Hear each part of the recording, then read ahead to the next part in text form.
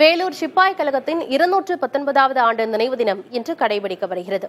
இந்த புரட்சியின் பின்னணியை விரிவாக பார்க்கலாம்.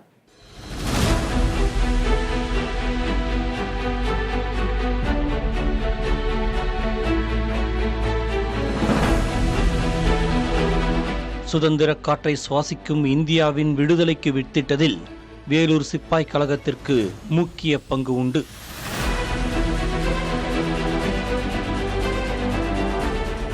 ஆயிரத்து 1806ஆம் ஆண்டு வேலூர் கோட்டையில் ஆங்கிலேயர்களின் கீழ் இந்திய சிப்பாய்கள் பணிபுரிந்தனர்.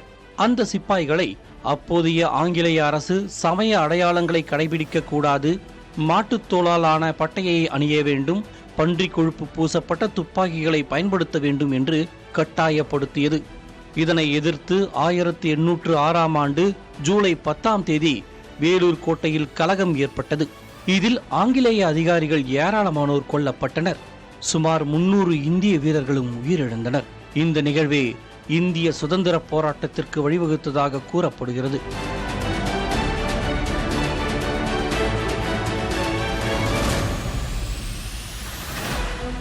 வேலூர் சிப்பாய் கழகத்தின் நினைவாக 1998ஆம் ஆண்டு வேலூர் மக்கான் பகுதியில் அப்போதைய முதல்வர் கருணாநிதியால் நினைவு தூண் நிறுவப்பட்டு ஆண்டுதோறும் ஜூலை 10ஆம் தேதி சிப்பாய் கழகத்தின் நினைவு தினம் அனுசரிக்கப்படுகிறது.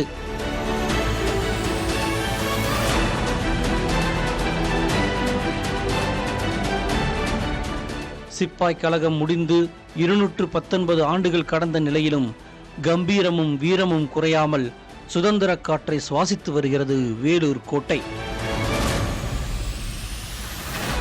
புதிய தலைமுறைக்காக செய்தியாளர் குமரவேல்.